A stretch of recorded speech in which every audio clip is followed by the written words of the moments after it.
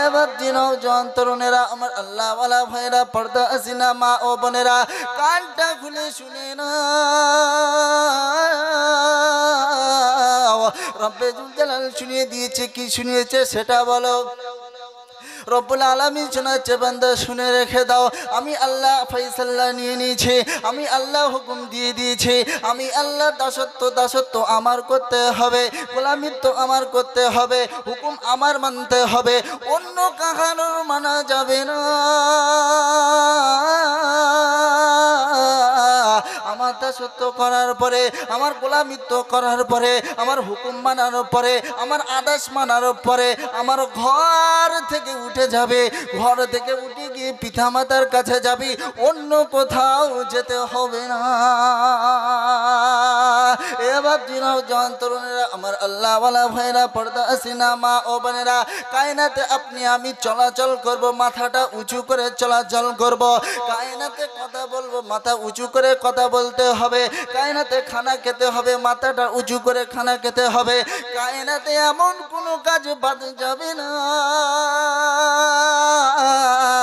সেখানে মাথা উঁচু হবে না এমন একটা জায়গা নির্দিষ্ট করা আছে এমন জায়গায় একটা নির্দিষ্ট করে দিয়েছে না রব্বে জুল জালাল শুনিয়ে দিয়েছে বান্দা শুনে নাও আমার ঘরে তুমি যখন আসবে আমার কাছে যখন তুমি আমার সাথে মোলাকাত করতে আসবে আমার কাছে যখন কথোপকথন করতে আসবে বান্দা তোমার তখন মাথাটা নিচু হবে অন্য জায়গায় মাথা নিচু হবে না আমার দাসত্ব যখন করা হয়ে যাবে আমার গোলামিত্ব যখন করা হয়ে যাবে আমার ইবাদত যখন করা হয়ে যাবে আমার বান্দেগি যখন তোমার পালন করা হয়ে যাবে আমার ঘর থেকে উঠে গিয়ে পিতামাতার কাছে চলে যাবি অন্য কোথাও যেতে হবে না তাদের মধ্যে যখন কেউ বার্ধক্যে পৌঁছে যাবে তাদের মধ্যে যখন কেউ বুড়ো হয়ে যাবে তাদের মধ্যে যখন অচল হয়ে যাবে তারা যখন আর শক্তি থাকবে না তাদের সাথে যেন অপব্যবহার তুমি করো না বললে হুজুর এই আয়াতের মধ্যে কোথায় বললেন সেটা বলে না রব্বে জুল জালাল শুনিয়ে দিয়েছে ওয়ালা তাকুল্লাহুমা ফালা তাকুল্লাহুমা উফি ওয়ালা তানহারহুমা পিতামাতা যখন বার্ধক্যে পৌঁছে যাবে পিতামাতা যখন বুড়ো হয়ে যাবে তাদের সাথে যেন অসৎ ব্যবহার করো না তাদের সাথে যেন এমন ব্যবহারটা তুমি করো না তারা যেন কষ্টের থেকে তারা যেন দুঃখের থেকে ওহ শব্দটা আবার করে না পিতামাতার সাথে সৎ ব্যবহার করতে হবে তাদের সাথে অসৎ ব্যবহার করা যাবে না এবার আপনাদেরকে একটা ছোট্ট করে কোশ্চেন করে আপনারা জবাব দেন এই কায়নাতের বুকে একজনের কথা মানা ফরজে আইন তিনি কে বলেন তো আল্লাহ তিনি কে আল্লাহ আর এই কায়নাতের বুকে পিতামাতার খিদমত করা আমার জন্য ফরজে আইন কথাটা ভালোভাবে বুঝবেন কে যেন পরে গিয়ে আলাদাভাবে তর্জমা করবেন না কথাটা বুঝবেন এই কায়নাতের বুকে একজনের কথা মানা আমার আপনার জন্য ফরজে আইন আর এই কায়নাতের বুকে খিদমত করা পিতামাতার খিদমত করা আপনার আমার জন্য ফরজে আইন পিতামাতার কথা মানা ফরজে আইন না বললেন হুজুর এটা কেমন হলো এটা হচ্ছে শরিয়াতের বাইরে যখন পিতামাতা হুকুম দেবে তখন পিতামাতার কথা মানা যাবে না যদি আপনার পিতা আপনাকে বলে চলো মদ খাবে আপনি খাবেন নাকি খাবেন না এটা হচ্ছে শরিয়াত বিরোধী যদি আপনাকে বলে নামাজ তুই যেন পড়বি না তখন পিতামাতার কথা মানা যাবে না তাই পিতামাতার হুকুক ফরজ আল্লাহর রব্বুল আলামিন ঘোষণা করে দিয়েছেন পিতামাতার হুকুক ফরজ কিন্তু কথা মানা ফরজ না এবার তরুণেরা আমার আল্লাহ ওয়ালা ভাইরা পর্দা সিনেমা ও বোনেরা কানটা খুলে শুনে না রব্বে জুল জালাল শুনিয়ে দিয়েছে এই কায়নাতের বুকে তুমি যদি চলাফেরা করো মাথা উঁচু করে চলাফেরা করতে হবে এই কায়নাতে খানা খাবে তো মাথা উঁচু করে চলাফেরা করতে হবে এবার তরুণেরা আমার আল্লাহ ওয়ালা ভাইরা পর্দা সিনেমা ও বোনেরা এই কায়নাতের বুকে আপনার আমার জন্য একজনের কথা মানা ফরজে আইন তিনি হলেন রব্বানা পিতামাতার খেদমত করা আপনার আমার জন্য ফরজ আইন। পিতামাতার হুকুক ফরজ, কিন্তু কথা মানা ফরজ না। যখন শরীয়তের বিরুদ্ধে চলে যাবে, যখন শরীয়তের বাইরে চলে যাবে, তখন পিতামাতার কথা মানা যাবে না। এবার দিন তরুণেরা আপনাদেরকে একাধিক প্রুফ দেখাতে পারে। যদি প্রুফ আপনাদেরকে না দেখাতে পারি, মোহাম্মদ মিকাইল ইসলাম মৌলভী কি ছেড়ে আপনারা একটা একটা করে মিলে নেন। রব্বেজুল জালাল শুনিয়েছে, তারা হাবিবকে কালাম দিয়েছে, তারা হাবিবকে বলে দিয়েছে, ও আমার হাবিব শুনে রেখে দাও, আমার উম্মতের কাছে গিয়ে যখন বয়ান করবে, আমার উম্মতের কাছে গিয়ে তুমি যখন বলবে, পরিষ্কার করে বলবে, কোনো গোপেন ওপেন করবে না। বললে হুজুর কথাটা বুঝে আসলো না, কোথায় আছে এমন নমুনা? কোরআনকে জিজ্ঞাসা করি, এই আল্লাহর কালাম, আমরা হলাম তোমার হতভাগা গোলাম, কোথায় আছে এমন নমুনা সেটা বলে দাও। আল্লাহর কালাম চুনিয়ে দিয়েছে, বান্দা শুনে রেখে দাও।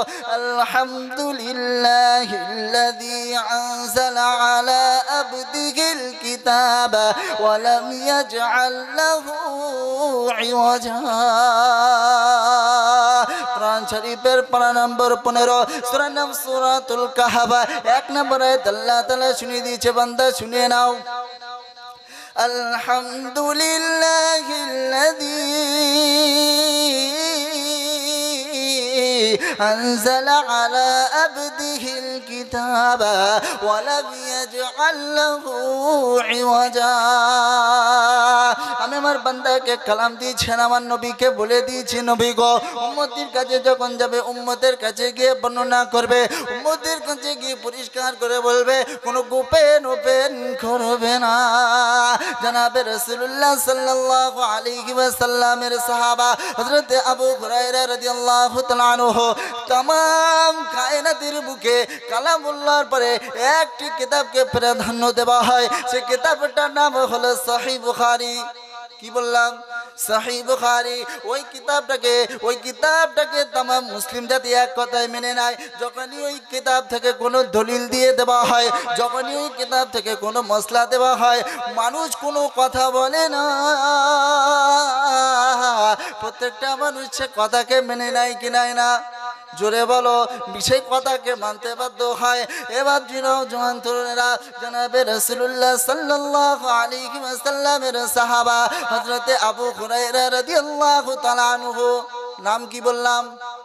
হযরতে আবু হুরায়রা রাদিয়াল্লাহু তাআলা আনহু, তিনি এত হাদিস বর্ণনা করেছেন, এমনকি মিশকাত শরীফকে যদি খোলা হয়, মিশকাত শরীফের কোন পৃষ্ঠা এমন বাদ যাবে না যে ইনি রিওয়ায়াত করেন নাই, হাদিস বর্ণনা করে নাই, এমন কোন পৃষ্ঠা বাদ যাবে না। আর যদি সহিহ বুখারীকে খোলা হয়, সমস্ত সাহাবাদের মধ্যে সব থেকে বেশি হাদিস বর্ণনা করেছেন, সব থেকে বেশি হাদিস রিওয়ায়াত করেছেন হযরতে আবু হুরায়রা।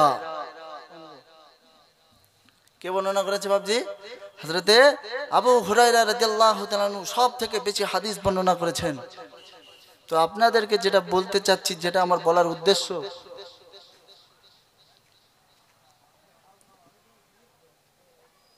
সব থেকে বেশি হাদিস বর্ণনা করেছেন হযরতে আবু হুরায়রা রাদিয়াল্লাহু তাআলা আনহু। হযরতে আবু হুরায়রা রাদিয়াল্লাহু তাআলা আনহু একদিন অত্যন্ত কষ্টের সহিত আল্লাহ রাসূলের দরবারে হাজির হলেন। এমনকি আল্লাহ রাসূল সাল্লাল্লাহু আলাইহি ওয়াসাল্লামের দরবার থেকে বাড়ি ফিরতে দেরি হয়েছিল। কি হয়েছিল? দেরি হয়েছিল। এবারে মিলিয়ে নেন হযরতে আবু হুরায়রা রাদিয়াল্লাহু তাআলা আনহু আল্লাহ রাসূলের সাথে কি বলছিলেন। এবার নওজোয়ান তরুণেরা, আমার আল্লাহওয়ালা ভাইরা, কানটা খুলে শুনে না। জনাবে রাসূলুল্লাহ সাল্লাল্লাহু আলাইহি ওয়াসাল্লামের সাহাবা হযরতে আবু হুরায়রা রাদিয়াল্লাহু তাআলা আনহু, নাম আপনারা নিশ্চয়ই মুখস্থ হয়ে গিয়েছে, নাম হয়তো আপনারা বেশিরভাগ শুনে নিয়েছেন। এবার নওজোয়ান তরুণেরা, আল্লাহ রাসূল সাল্লাল্লাহু আলাইহি ওয়াসাল্লামের দরবারে আসতেন।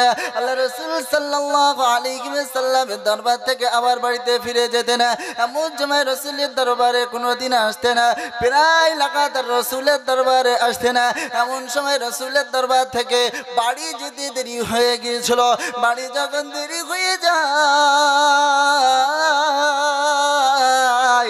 বাড়িতে গিয়ে দরজাটা আস্তে করে খটখটালে দিল।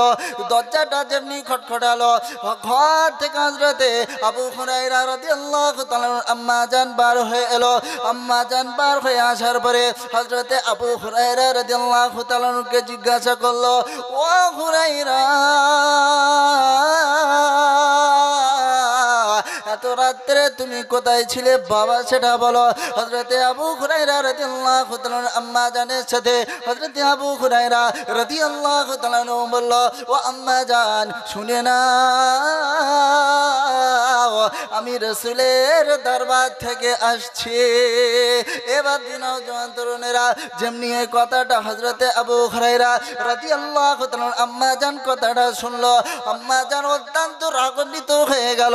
ততক্ষণ পর্যন্ত ইসলাম গ্রহণ করেন নাই, ততক্ষণ পর্যন্ত ইসলাম গ্রহণ করেন নাই, এই জন্য অত্যন্ত রাগান্বিত হয়ে গেল।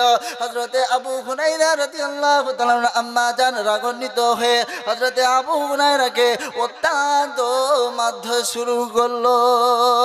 এবার নওজোয়ান যেমনি আঘাত করা শুরু করে দিয়েছিল, যেমনি মারধর করেছে, হযরতে আবু হুরায়রা রাদিয়াল্লাহু তাআলার উপরে এত টর্চার করেছে, এত অত্যাচার করেছে, গায়েতে ক্ষত বিক্ষত হয়ে গেল। এবার নওজোয়ান তরুণেরা হযরতে আবু হুরায়রা রাদিয়াল্লাহু তাআলার মনটা অত্যন্ত খারাপ, মনটা অত্যন্ত উদাসীন হয়েছিল। এমন সময় গুটি গুটি গুটি গুটি পায়ে জনাবে রাসূলুল্লাহ সাল্লাল্লাহু আলাইহি ওয়াসাল্লামের দরবারে হাজির হলো। জনাবে রাসূলুল্লাহ সাল্লাল্লাহু আলাইহি ওয়াসাল্লামের যেমনি হাজির হলো, আল্লাহ রাসূল সাল্লাল্লাহু আলাইহি ওয়াসাল্লাম এসে জিজ্ঞাসা করছে, ও বাবা হুরায়রা, এমন করে তুমি কান্নো কেন, এমন করে তুমি ক্রন্দন কেন করছো, বিষয়টা আমি নবী বুঝলাম না। এবার নওজোয়ান তরুণেরা যেমনি রাসূলুল্লাহ সাল্লাল্লাহু আলাইহি ওয়াসাল্লামের কথাটা বলল, হযরতে আবু হুরায়রা রাদিয়াল্লাহু তাআলা বলল, ইয়া রাসূলুল্লাহ, ইয়া হাবিবাল্লাহ, আম্মা জান আমাকে মেরেছে। এবার যেমনি কথাটা বলল, আল্লাহ রাসূল সাল্লাল্লাহু আলাইহি ওয়াসাল্লাম হযরতে আবু হুরায়রা রাদিয়াল্লাহু তাআলাকে বললেন, হুরায়রা, তোমাকে এমন একজন তোমাকে আঘাত করেছে, এমন একজন তোমার গায়ে হাত দিয়েছে, আমি এই বিষয়ে নবী কিছু বলতে পাবো না। এবার নওজোয়ান তরুণেরা যেমনি কথাটা বলল, হযরতে আবু হুরায়রা রাদিয়াল্লাহু তাআলা বললেন, ইয়া রাসূলুল্লাহ, ইয়া হাবিবাল্লাহ, আপনি আমার আম্মা জানের জন্য, আপনি আমার আম্মা জানের জন্য একটু দোয়া করেন। আল্লাহ রাসূল সাল্লাল্লাহু আলাইহি ওয়াসাল্লাম বলল, হুরায়রা, তুমি কি বলছো? আমি যদি নবী তোমার মায়ের জন্য বদদোয়া করে আল্লাহ রাব্বুল আলামিন সাথে সাথে কবুল করবেন, ওই দোয়াকে ফেরত দেবে না, ওই দোয়াকে ফেরত দেবেন না। হযরতে আবু হুরায়রা রাদিয়াল্লাহু তাআলা বললেন, ইয়া রাসূলুল্লাহ, ইয়া হাবিবাল্লাহ, আম্মা জান আমাকে মেরেছে। কে মেরেছে? আম্মা জান আমাকে মেরেছে। আল্লাহ রাসূল বলছেন, হুরায়রা, তোমাকে এমন একজন আঘাত করেছে, তোমাকে এমন একজন দুঃখ দিয়েছে, আমি এই বিষয়ে নবী কিছু বলতে পাবো না। কি বললেন? আমি নবী কিচ্ছু বলতে পারবো না। এবার নওজোয়ান তরুণ আমার আল্লাহওয়ালা ভাইরা, যখন হযরতে আবু হুরায়রা জনাবে রাসূলুল্লাহ সাল্লাল্লাহু আলাইহি ওয়াসাল্লামকে বলল, ইয়া রাসূলুল্লাহ, ইয়া হাবিবাল্লাহ, হুজুর, আপনি আমার মায়ের জন্য হিদায়াতের দোয়া করেন। আল্লাহ রাসূল সাল্লাল্লাহু আলাইহি ওয়াসাল্লাম যেমনি ভাবে নামাজটাকে শুরু করলো, হযরতে আবু হুরায়রা রাদিয়াল্লাহু তাআলা বাড়ির দিকে ছুটতে শুরু করলো। হযরতে আবু হুরায়রা রাদিয়াল্লাহু তাআলা আনহু যেমনি বাড়ির দিকে রওনা দেয়, পেছন দিক থেকে এক সাহাবা এসে জামাটা টেনে ধরে বলে, ও ভাই হুরায়রা, কোথায় ছোট ভাই, কোথায় ছোট, এমন ভাবে তোমাকে কোনোদিন ছুটতে দেখি না। হযরতে আবু হুরায়রা রাদিয়াল্লাহু তাআলা আওয়াজ দিয়ে বলে, তুমি আমাকে ছেড়ে দাও, আজকে দিনটা ধরো না। আর সাহাবারা তো শুনবেন না, এদিকে জামা টেনে ধরে বলে, কোথায় যাচ্ছ সেটা বলো। হযরতে আবু হুরায়রা রাদিয়াল্লাহু তাআলা বলতে বাধ্য হলো, জনাবে রাসূলুল্লাহ সাল্লাল্লাহু আলাইহি ওয়াসাল্লাম আমার মায়ের হেদায়েতের জন্য দোয়া করছে, আর আমি চোট লাগাচ্ছি, দেখতে চাই রসুলের দোয়াটা বাড়িতে আগে পৌঁছায় না, আমি বাড়িতে আগে পৌঁছাই। এবার নওজোয়ান তরুণেরা আমার আল্লাহওয়ালা ভাইরা হযরত আবু হুরায়রা রাদিয়াল্লাহু তাআলা কে এক সাহাবা ছেড়ে দিলেন না, আবার ছুটতে শুরু করলেন, আবার ছুটতে শুরু করলেন। ছুটতে ছুটতে ছুটতে ছুটতে আর এক সাহাবা এসে জামা টেনে ধরে বলো, ও ভাই হুরায়রা, কোথায় যাচ্ছ ভাই সেটা বলো। হযরত আবু হুরায়রা রাদিয়াল্লাহু তাআলা বলেন, আজকে আমাকে ছেড়ে দাও, আমাকে ধরো না। হযরত আবু হুরায়রা রাদিয়াল্লাহু তাআলা আনহু যতক্ষণ না পর্যন্ত বলল না, ততক্ষণ পর্যন্ত ওই সাহাবা ছাড়লো না। এমন সময় হযরত আবু হুরায়রা রাদিয়াল্লাহু তাআলা আনহু বাড়ির দিকে রওনা দিলেন, বাড়ির দিকে ছুটলেন। বাড়ির দিকে যেমনি বাড়ির সামনে পৌঁছালেন, বাড়ির সামনে গিয়ে দরজাটা আস্তে আস্তে খটখটালেন। দরজাটা যেমনি খটখটিয়েছেন এবং সাথে সাথে সালাম দিলেন, আসসালামু আলাইকুম ওয়া রাহমাতুল্লাহ আম্মা জান। যেমনি সালাম দিলেন হযরত আবু হুরায়রা রাদিয়াল্লাহু তাআলা আম্মা জান ভিতর থেকে সালামের জবাব দিচ্ছেন, ওয়া আলাইকুমুস সালাম আব্বা জান। জোরে বলুন না সুবহানাল্লাহ। এবার নওজোয়ান তরুণেরা মজার যে জিনিসটা হলো, আল্লাহ রাসূল সাল্লাল্লাহু আলাইহি ওয়াসাল্লাম যেমনি দোয়া করতে বসেছেন, এদিকে সাহাবা ছুটতে শুরু করেছে। আল্লাহ রাসূল সাল্লাল্লাহু আলাইহি ওয়াসাল্লামের সাহাবা যেমনি বাড়িতে গেলেন, বাড়িতে গিয়ে দরজা খটখটালেন এবং কানে শুনতে পেলেন ঘর থেকে গোসলের আওয়াজ আসছে। যেমনি ঘর থেকে গোসলের আওয়াজ আসে, আর ওই গোসলের আওয়াজ শুনে হযরত আবু হুরায়রা রাদিয়াল্লাহু তাআলা কে হযরত আবু হুরায়রা রাদিয়াল্লাহু তাআলা আনহু রবকে বলে, রব্বানা, এটা কি তোমার করুণা? আমি বুঝলাম না। হযরত আবু হুরায়রা রাদিয়াল্লাহু তাআলা আনহুর মা যখন গোসল শেষ হয়ে গেল, তেমনি ভাবে আল্লাহ রাসূল সাল্লাল্লাহু আলাইহি ওয়াসাল্লামের দরবারে নিয়ে আসলেন। আল্লাহ রাসূল সাল্লাল্লাহু আলাইহি ওয়াসাল্লামের দরবারে হাজির করলেন। আল্লাহ রাসূল সাল্লাল্লাহু আলাইহি ওয়াসাল্লাম পিছন দিক থেকে ঘুরে দেখে আবু হুরায়রা দাঁড়িয়ে আছে। হযরত আবু হুরায়রা রাদিয়াল্লাহু তাআলা কে দেখে বলে, ও হুরায়রা, কি হয়েছে বলো। হযরত আবু হুরায়রা রাদিয়াল্লাহু তাআলা চোখের পানি ছেড়ে দিয়ে মুচকি মুচকি হাসতে শুরু করলেন, ইয়া রাসূলুল্লাহ, ইয়া হাবিবাল্লাহ, আমি আজকে জিততে পারলাম না। আপনার নেক দোয়া, আপনার হেদায়েতের দোয়া কাজে লেগে গিয়েছে। আমি আর কোনোদিন আপনার দরবার ছাড়বো না। যেমনি বিবে এই কথাটা বলল, হযরতে আবু হুরায়রা রাদিয়াল্লাহু তাআলা আম্মা জানকে নিয়ে রাসূলের সামনে নিয়ে গিয়ে রাসূলের হাতে হাত দিয়ে পড়তে শুরু করলো, আশহাদু আল্লা ইলাহা ইল্লাল্লাহ ওয়া আশহাদু আন্না মুহাম্মাদান আবদুহু ওয়া রাসূলুহু। পড়ুন সকলে আমার সাথে, আশহাদু আল্লা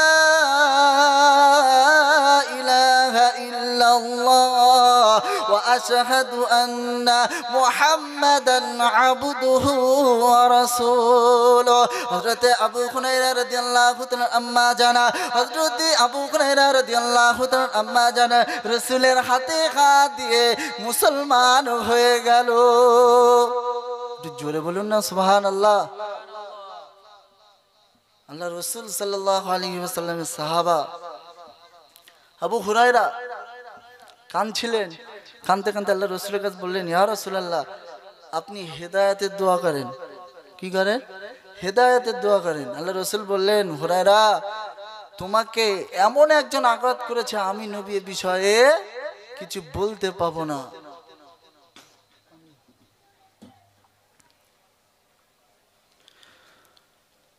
দূরে সরে পড়ে আল্লাহুম্মা সাল্লি আলা সাইয়্যিদিনা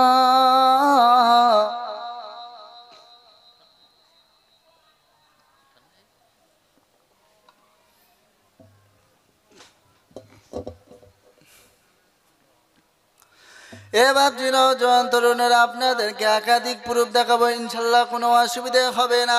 জনাবে রাসূলুল্লাহ সাল্লাল্লাহু আলাইহি ওয়াসাল্লামের জাওজায়ে মুহতারামা, কি বললাম, জাওজায়ে মুহতারামা হযরতে আম্মা জান মাইমুনা রাদিয়াল্লাহু তাআলা আনহা নাম হয়তো আপনারা শুনেছেন। এবার নওজোয়ান তরুণেরা হযরতে আম্মা জান মাইমুনা রাদিয়াল্লাহু তাআলা আনহা আল্লাহর রাসূলের জাওজায়ে মুহতারামা, আল্লাহর রাসূলের স্ত্রী ছিলেন। হযরতে আম্মা জান মাইমুনা রাদিয়াল্লাহু তাআলা পিতা হযরতে সুফিয়ান, কি বললাম, হযরতে সুফিয়ান রাদিয়াল্লাহু তাআলা আনহু, ইনি ইসলাম গ্রহণ করেননি। ইনি ইসলাম পরবর্তীকালে ইসলাম গ্রহণ করেছিলেন। কিন্তু হযরতে আম্মা জান উম্মে মাইমুনা রাদিয়াল্লাহু তাআলা আনহুর পিতা আবু সুফিয়ান বড় আশা করে, বড় আকাঙ্ক্ষা করে, বড় তামান্না করে নিজের মেয়ের বাড়িতে যান।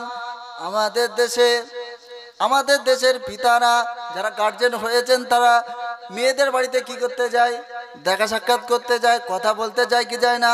এবার জি ঠিক তেমনি ভাবে রাসূলুল্লাহ সাল্লাল্লাহু আলাইহি ওয়াসাল্লামের জাওজায়ে মুহতারামা হযরতে আম্মা জান মাইমুনা রাদিয়াল্লাহু তাআলা আনহুর পিতা হযরতে সুফিয়ান রাদিয়াল্লাহু তাআলা আনহু পরে ইসলাম গ্রহণ করেছিলেন।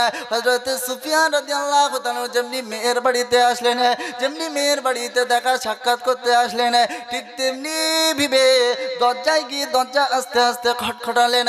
দরজাকে যেমনি খটখটালেন, আম্মা জান এসে দরজাটাকে খুলে দিল। খুলে দেওয়ার পরে পিতাকে দেখতে পেল। পিতাকে দেখে সালাম দিলেন, আসসালামু আলাইকুম আব্বাজান। যেমনি পিতাকে সালাম দিলেন, পিতাজি কোনো জবাব না দিয়ে ভিতরে চলে আসলেন।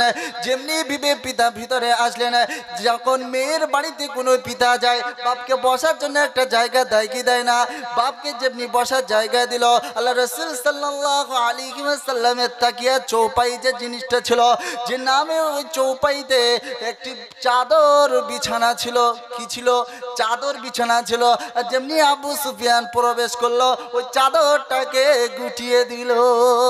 এবার নওজোয়ান তরুণেরা হযরতে সুফিয়ান রাদিয়াল্লাহু তাআলা আনহু অত্যন্ত কষ্ট পেলেন, অত্যন্ত দুঃখ পেলেন, অত্যন্ত মনে মনে ভাবলেন যে আমার মেয়েকে দিয়েছি তো ভালো জায়গায় দিয়েছে, তা আজকে মেয়ে তুই আমার সাথে যে ব্যবহারটা করেছিস আমি অত্যন্ত কষ্ট পেয়েছি, আমি অত্যন্ত দুঃখ পেয়েছি, এটা কোনোদিন ভুলতে পাবো না। এবার নওজোয়ান তরুণেরা যেমনি চাদরটা গুটিয়ে দিল, হযরতে সুফিয়ান রাদিয়াল্লাহু তাআলা বলল, তুমি কেন চাদরটা গোটালে বলো? চাদরটা কেন গোটালে? হযরতে আম্মা জান মাইমুনা রাদিয়াল্লাহু তাআলা বলল, এই বিছানাটা হলো পাক, এখানে জনাবে রাসূলুল্লাহ বসে পাক জায়গাতে বসতে তোমাকে দেব না। কারণ হচ্ছে একটা, তুমি হলে নাপাক, তুমি হচ্ছে নাপাক, তোমার পাক জায়গাতে বসতে দেব না। আম্মা জান উম্মে মাইমুনা রাদিয়াল্লাহু তাআলা আনহুর যখন পিতা ফিরে চলে গেলেন, এই ঘটনাটা সঙ্গে সঙ্গে রাসূলুল্লাহ সাল্লাল্লাহু আলাইহি ওয়াসাল্লামের দরবারে পৌঁছে গেল। যেমনি রাসূলুল্লাহ সাল্লাল্লাহু আলাইহি ওয়াসাল্লামের দরবারে পৌঁছে গেল, রাসূলুল্লাহ সাল্লাল্লাহু আলাইহি ওয়াসাল্লাম শুনে বলল, খবরদার শুনে রেখে দাও, ওটা হলো তোমার পিতা। ও চাই তোমার পিতা কাফের হোক, চাই তোমার পিতা মুশরিক হোক, চাই তোমার পিতা মুনাফিক হোক, চাই তোমার পিতা বেঈমান হোক না কেন, তোমার দ্বারাই স্বভাব পাবে না, তুমি তাদের সাথে খারাপ আচরণ করো না। জোরে বলুন সুবহানাল্লাহ। আল্লাহ রাসূল সাল্লাল্লাহু আলাইহি ওয়াসাল্লাম বলছেন যে ওটা হচ্ছে তোমার পিতা, তুমি তাদের সাথে খারাপ আচরণ করতে পারো না। কি করতে পারো না? খারাপ আচরণ করতে পারো না। একটা ঘটনা মনে পড়ে যায়, আইয়ামে জাহিলিয়াতের যুগে বর্বরতার যুগে নারীদেরকে কোনো সম্মান দেওয়া হতো না, নারীদেরকে কোনো ইজ্জত দেওয়া হতো না। এক বন্ধু অপর বন্ধু যখন সামনাসামনি কথোপকথন করে, আর যদি রাস্তা দিয়ে কোনো মহিলা যদি হেঁটে যেত, তাহলে ও অপরের সাথে বলা কাওয়া করতো, আচ্ছা তুই বলতো ওর পেটে কোন সন্তান আছে। যদি ছেলে সন্তান থাকতো তাহলে তাকে বাহবা দিত। আর যদি আইয়ামে জাহিলিয়াতের যুগে এরকম একটা প্রচলন ছিল, যদি ছেলে সন্তান হতো, কি হতো? ছেলে সন্তান হতো, তাকে কাপুরুষ বলা হতো না। আর যদি মেয়ে সন্তান হতো তাকে কা পুরুষ বলা হতো, তাকে একা ঘর করে দেওয়া হতো, তার সাথে পাড়া প্রতিবেশী আর মিশতো না, তার সাথে পাড়া প্রতিবেশী মিশতে আসতো না। তো আল্লাহ রসুল সাল্লাল্লাহু আলাইহি ওয়াসাল্লামের আর এক সাহাবা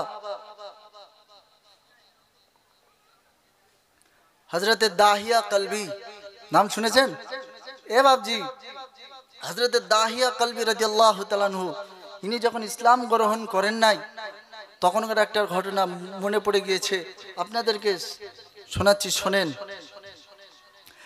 হযরতে দাহিয়া কলবি রাদিয়াল্লাহু তাআলা আনহু, ইনি যখন ইসলাম গ্রহণ করেন নাই, বর্বরতার যুগে, আইয়ামে জাহিলিয়াতের যুগে অত্যন্ত একটি খারাপ কাজ করেছিল।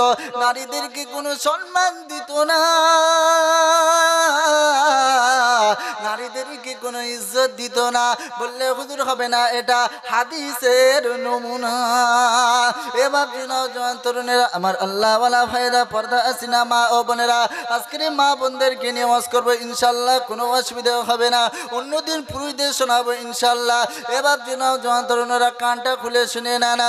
এ বাবজি, হযরতে রাসূলুল্লাহ সাল্লাল্লাহু আলাইহি ওয়াসাল্লামের সাহাবা হযরতে দাহিয়া কলবি রাদিয়াল্লাহু তাআলা আনহু, ইনি যখন ইসলাম গ্রহণ করেন নাই, ইনি যখন ইসলামের দায়রার মধ্যে প্রবেশ করেন নাই, এনা যখন রাসূলুল্লাহ সাল্লাল্লাহু আলাইহি ওয়াসাল্লামের কাছে গেলেন, ইয়া রাসূলুল্লাহ, ইয়া হাবিবাল্লাহ, আমি আপনাকে এমন একটা ঘটনা শোনাতে চাই, আমি আপনাকে এমন একটা ঘটনা শোনাতে চাই, আপনি শুনেছেন কিনা জানি না।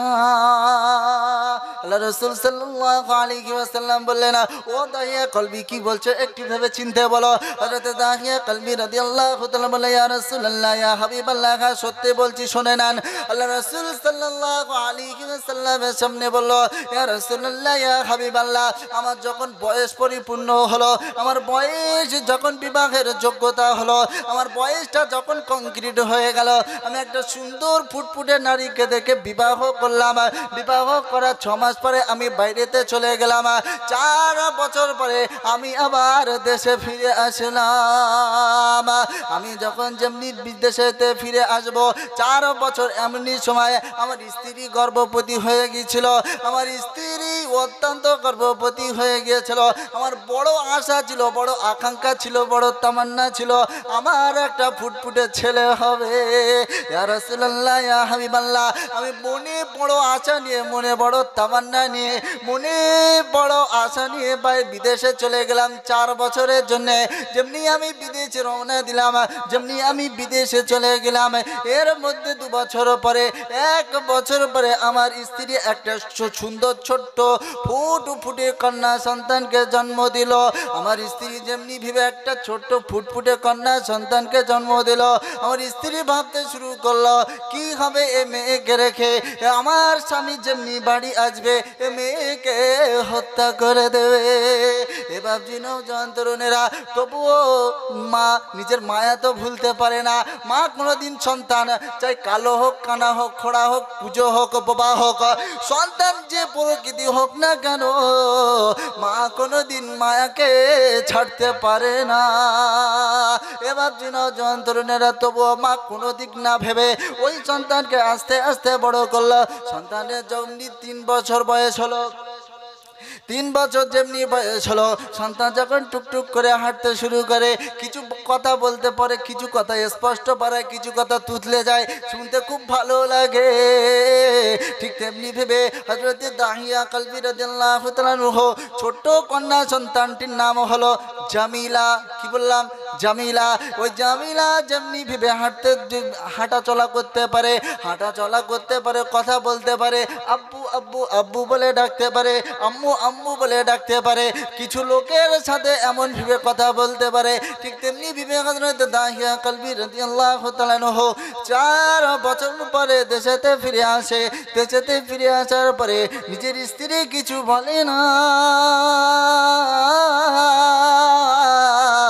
যখন কিছু বলে না, যখন হযরত দাহিয়া কলবি রাদিয়াল্লাহু তাআলা বাড়িতে ফিরে আসছেন, নিজের স্ত্রী বলল, আম্মু তুমি যাও, ওই যে তোমার পিতা। যেমনি এ কথাটা বললো, হযরত দাহিয়া কলবি রাদিয়াল্লাহু তাআলা ছোট্ট ফুটফুটে কন্যা সন্তানটি পিতার দিকে ছুটে গেল। পিতার দিকে ছুটে গিয়ে আব্বু আব্বু আব্বু করতে শুরু করলো। আব্বু আব্বু বলে ডাকছে, কত মধুর সুরে আব্বু আব্বু করে ডাকে। আর আব্বু আব্বু করে মুখ ভরে বাপকে ডাকে, আর বাপের মুখে চুমা খায়। এবার নওজোয়ান তরুণেরা দাহিয়া কলবি রাদিয়াল্লাহু তাআলা মনে মনে ভাবলো, এ তো আমার ছেলে সন্তান না, একে আমি সহ্য করতে পারলাম না। এবার নওজোয়ান তরুণেরা হযরত দাহিয়া কলবি রাদিয়াল্লাহু তাআলা মনে মনে ভাবতে শুরু করলো। মনে মনে তানার মাথায় শয়তানি কুবুদ্ধি আস্তে আস্তে চাপতে শুরু হলো। এ মেয়েকে কেমনে মারা যায়, এ মেয়েকে কেমনে মেরে ফেলে দেওয়া যায়। হযরত দাহিয়া কলবি রাদিয়াল্লাহু তাআলা যেমনি বাড়িতে ফিরে আসলেন, বাড়িতে আসার পরে স্ত্রীকে জিজ্ঞাসা করলো, এটা মেয়ে হয়েছিল তা তুমি ওর ওর গলা টিপে কেন মারো নাই সেটা বলো। হযরত দাহিয়া কলবি রাদিয়াল্লাহু বললেন যে তোমার তো মেরে দেওয়া উচিত ছিল, তবু মা মেয়েকে মারতে পারে না। হযরত দাহিয়া কলবি রাদিয়াল্লাহু তাআলা এমন ভাবে ভাবতে শুরু করলো, কুবুদ্ধি আস্তে আস্তে মাথায় চাপতে শুরু করলো, শয়তানের বুদ্ধি আস্তে আস্তে মাথায় আসতে শুরু করলো। একে কেমনে ভাবে মারা যায়, একে দুনিয়ায় আর বাঁচতে দেওয়া যাবে না। হযরত দাহিয়া কলবি রাদিয়াল্লাহু তাআলা যত বন্ধু ছিল, যত সাথী ছিল, তারা বলতে, এ দাহিয়া কলবি, তোমার তো কন্যা সন্তান হয়েছে, তুই তো কাপুরুষ, তুই আমাদের সাথে মিশবি না, তুই আমাদের সাথে কথা বলবি না, তুই আমাদের ধারে পাশে আসবি না, তোকে একে ঘরে করে দেব, তুই আমাদের সাথে যেন মিশবি না। হযরত দাহিয়া কলবি রাদিয়াল্লাহু তাআলা মনে মনে ভাবতে শুরু করলো, মেয়েকে কেমনে ভিবে মারা যায়, মেয়েকে কেমনে ভিবে শেষ করা যায়। হযরত দাহিয়া কলবি রাদিয়াল্লাহু তাআলা এমন ভিবে একদিন নয়, 2 দিন নয়, 3 দিন নয়, কিছুদিন যাবার পরে, কিছুদিন অতিক্রম করার পরে হযরত দাহিয়া কলবি রাদিয়াল্লাহু তাআলা নিজের স্ত্রীকে বলছে, মেয়েকে সাজিয়ে দাও, মেয়েকে গোসল দিয়ে দাও, মেয়েকে সুন্দর জামা পরিধান করিয়ে দাও। তেমনি ভিবে হযরত দাহিয়া কলবি রাদিয়াল্লাহু তাআলা স্ত্রী অত্যন্ত ভেবে নিয়েছে যে আমার মেয়ে আর দুনিয়াতে বাঁচবে না। এবার নওজোয়ান তরুণেরা হযরত দাহিয়া কলবি রাদিয়াল্লাহু তাআলা কাঁধে একটা কুড়াল নিয়ে মেয়েকে নিয়ে চলছে। মরুভূমির এলাকা, অত্যন্ত উত্তপ্ত, বালি গরম। মেয়েকে কিছুটা দূরে ছুটে যায়, আবার দূরের থেকে ছুটে এসে আব্বু আব্বু করে আবার ছুটে চলে যায়, আবার ফিরে এসে আব্বু আব্বু করে। এমন সময় মেয়েটা বললো, আব্বু জান, আমার অত্যন্ত তৃষ্ণা পেয়েছে, আমার অত্যন্ত পানি পিপাসা পেয়েছে, আমি পানি খাবো, একটু ব্যবস্থা করে দাও। তেমনি ভিবে হযরত দাহিয়া কলবি রাদিয়াল্লাহু তাআলা এমনি ভিবে সুযোগটাকে খুঁজছিল। হযরত দাহিয়া কলবি রাদিয়াল্লাহু তাআলা বলল, মা এটা তো মরুভূমি এলাকা, এখানে পানি পাওয়া যাবে না, কিন্তু এখানে গর্ত খুললে পানি পাওয়া যাবে। মরুভূমি এলাকায় কি হয়, গর্ত খুললে পানি পাওয়া যায়, কিন্তু সব জায়গায় পাওয়া যায় না। হযরত দাহিয়া কলবি রাদিয়াল্লাহু তাআলা ছোট্ট ফুটফুটে কন্যা সন্তানকে বুঝিয়ে দিচ্ছে, শোনো মা, এখানে গর্ত খুললে পানি পাওয়া যাবে, মরুভূমি এলাকা কোথাও পানি পাওয়া যায় না, তাহলে আমি গর্ত খোঁড়া শুরু করে। তেমনি ভেবে হযরত দাহিয়া কলবি রাদিয়াল্লাহু তাআলা গর্ত খোঁড়া শুরু করলো। গর্ত খুঁড়তে খুঁড়তে খুঁড়তে যেমন ভেবে বুক পর্যন্ত খোঁড়া হয়ে গেল। এর মাঝে মেয়ে গিয়ে বলে, আব্বু জান, আমি পানি খেতে চাই না, কিন্তু আমি তোমার কষ্ট জানো দিকে সহ্য করতে পারছি না, তোমাকে আরো গর্ত খুঁড়তে হবে না। এবার নওজোয়ান তরুণেরা হযরত দাহিয়া কলবি রাদিয়াল্লাহু তাআলা অন্য কিছু ভাবলো না, কোনো দিক কিছু না ভেবে গর্ত খোঁড়া শুরু করলো। যেমনি বিবে গর্ত খোঁড়া মোকাম্মাল হয়ে গেল, গর্ত খোঁড়া পরিপূর্ণ হয়ে গেল। দাহিয়া কালবি দাহিয়ার মেয়েটাকে বললো, মা ওই গর্তের মধ্যে পানি আছে, তুমি চলে যাও, ও গর্তের মধ্যে লাভলে তুমি পানি পাবে। ছোট্ট ফুটফুটে কান্না সন্তানটা পানি না দেখে তবুও বাপের মুখের দিকে চেয়ে বাপের খুশির জন্যে, বাপের আনন্দের জন্যে, বাপের মুখটার হাসি দেখার জন্যে ওই গর্তের মধ্যেই কবরের মধ্যে নেমে গেল। ওই কবরের মধ্যে যেমনি নেমে গেল, হযরত দাহিয়া কালবি রাদিয়াল্লাহু তাআলা আনহুকে বলছে, আব্বু জান পানি তো আমি পেলাম না। হযরত দাহিয়া কালবি রাদিয়াল্লাহু তাআলা আনহু কোনো কথা না ভেবে উপর থেকে বালি ঢেলতে শুরু করলো। উপর থেকে বালি যেমনি ঢেলে দেয়, মেয়ে বুঝতে পারলো আমি আর হয়তো বাঁচবো না। এখন কি হবে, কে আমাকে বাঁচাবে? মেয়েটা অত্যন্ত ডুকরে ডুকরে কান্না শুরু করে দিল। যে মেয়েটা কিছু পূর্বে, যে মেয়েটা কিছু আগে বলছে, আব্বু জান আমি কিছু চাই না, শুধু এক গ্লাস পানি খেতে চেয়েছিলাম, এই কারণে তুমি আমাকে যে মেরে দেবে আমি এ কথাটা ভাবতে পারলাম না। হযরত দাহিয়া কালবি রাদিয়াল্লাহু তাআলার মেয়ে যেমনি বিবে উপর থেকে বালি ঢালে, যেমনি বিবে উপর থেকে বালি ঢালে, এমন বিবে বালি ঢেলতে ঢেলতে কোমর পর্যন্ত হয়ে গেল। কোমর পর্যন্ত ঢেলে দেওয়ার পরে আব্বুর কাছে বলছে, আব্বু আমি কোনোদিন তোমাকে আর পিতা বলে ডাকবো না।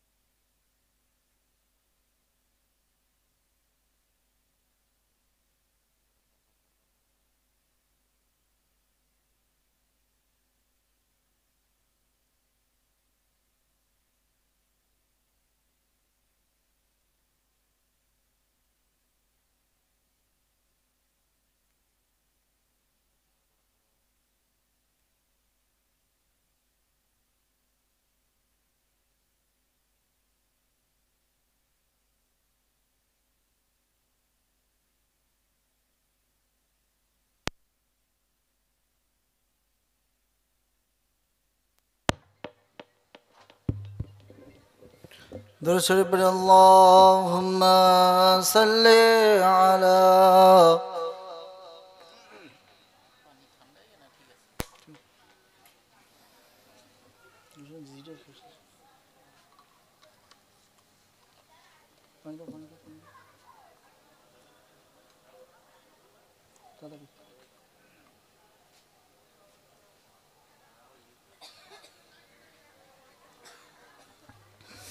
وعلى آل سيدنا مولانا محمد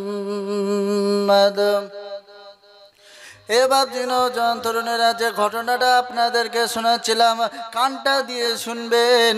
এবার নওজোয়ান তরুণেরা, আমার আল্লাহওয়ালা বন্ধুরা, পর্দা সিনা মা ও বোনেরা, হযরত দাহিয়া কলবি রাদিয়াল্লাহু তাআলা আনহু যেমনি কবরটা খোঁড়া পরিপূর্ণ হয়ে গেল, কবরটা খোঁড়া মোকাম্মাল হয়ে গেল, তেমনি কে মেয়েকে লাভিয়ে দিল আর মেয়েকে বলল মা চলে যাও, ওই কবরের মধ্যে পানি পাবে। হযরত দাহিয়া কলবি রাদিয়াল্লাহু তাআলা আনহু কোনো দিক না ভেবে, কোনো দিক চিন্তা না করে, পিতার খুশির জন্য, পিতার রাজির জন্য, পিতার মুখের হাসি দেখার জন্য কবরে নেমে গেল।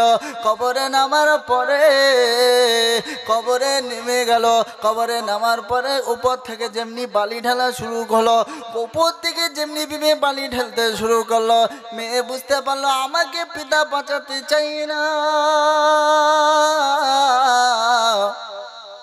মেয়ে অত্যন্ত মায়াবী কণ্ঠেতে বলল আব্বা আমি তোমাকে কোনোদিন পিতা বলে ডাকবো না, দয়া করে আমাকে ছেড়ে দাও না। কি বললো? আমি কোনোদিন তোমাকে পিতা বলে ডাকবো না, তুমি আমাকে ছেড়ে দাও। হযরত দাহিয়া কলবি রাদিয়াল্লাহু তাআলা আনহু অত্যন্ত ভাবনা চিন্তা করে, তবুও মনে মায়া দয়া আসলো না। হযরত দাহিয়া কলবি রাদিয়াল্লাহু তাআলা আনহু নিজের মেয়েকে বুক পর্যন্ত বালি ঢেলে দিল এবং দূর থেকে একটি পাথর নিক্ষেপ করলো। পাথরটা নিক্ষেপ করার পরে ওই মেয়ের তখন মৃত্যুর আগে, ওই মেয়ে মৃত্যুর আগে তিনবার পিতা পিতা পিতা বলে ডেকে উঠেছিল। হযরত দাহিয়া কলবি রাদিয়াল্লাহু তাআলা আনহুর বুকটা কেঁপে উঠেছিল। এমন যদি হতো দুনিয়ায় কোনো পাহাড়কে রাখা হতো, পাহাড় পর্যন্ত কেঁপে যেত।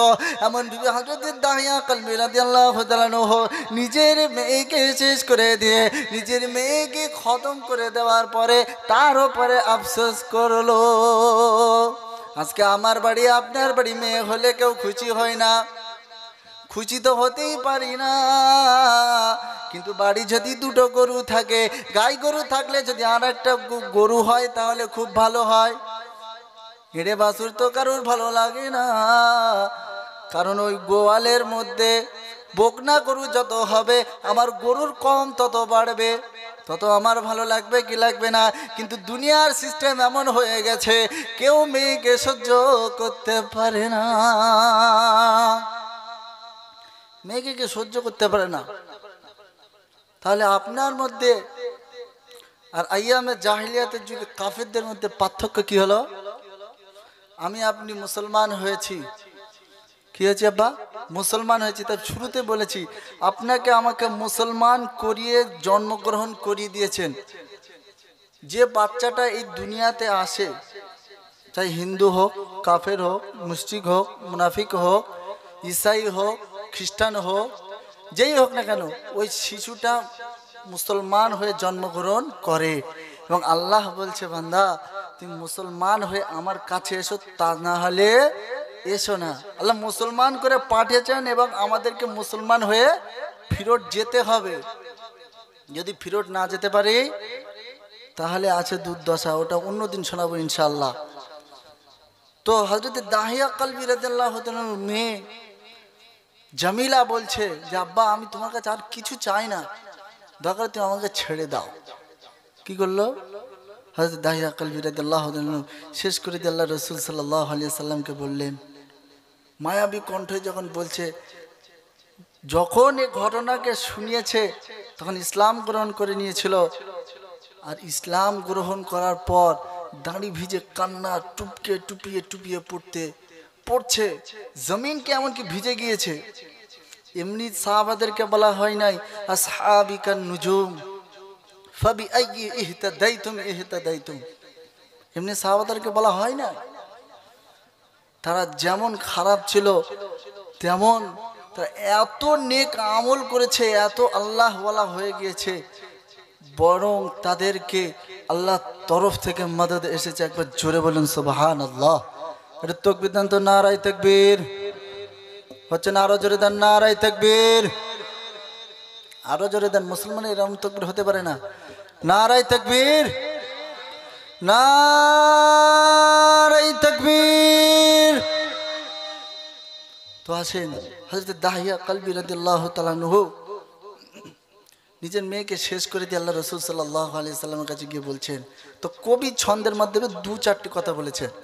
কবি ছন্দের মাধ্যমে কি বলেছে? আব্বু তোমার কাছে আমি চাই না কিছু আর, আমার মায়ের কাছে দাও যেতে দাও মিনতি আমার। আব্বু তোমার কাছে আমি চাই না কিছু আর, আমার মায়ের কাছে দাও যেতে দাও মিনতি আমার। আব্বু তোমার কাছে আমি চাই না কিছু আর, আমার মায়ের কাছে দাও যেতে দাও মিনতি আমার। বলো কোন কারণে দেবে কবর কি দোষ আমার, আমি হইনি ছেলে তাই বলে কি নেই কো বাঁচার অধিকার, আমি হইনি ছেলে তাই বলে কি নেই কো বাঁচার অধিকার। আব্বু তোমার কাছে আমি চাই না কিছু আর, আমার মায়ের কাছে দাও যেতে দাও মিনতি আমার। আমার মায়ের কাছে দাও যেতে দাও মিনতি আমার। নবীর কাছে কেঁদে বলে দাহিয়া কলবি, যে ভুল আমি করেছি ক্ষমা পাবো কি আমি। নবীর কাছে কেঁদে বলে দাহিয়া কলবি, যে ভুল আমি করেছি ক্ষমা পাবো কি আমি। বলে কোন কারণে দেবে কবর কি দোষ আমার, আমি হইনি ছেলে তাই বলে কি নেই কো বাঁচার অধিকার, আমি হইনি ছেলে তাই বলে কি নেই কো বাঁচার অধিকার। আব্বু তোমার কাছে আমি চাই না কিছু আর, আমার মায়ের কাছে দাও যেতে দাও মিনতি আমার। আমার মায়ের কাছে দাও যেতে দাও মিনতি আমার। দরুদ শরীফ আল্লাহুম্মা সাল্লি আলা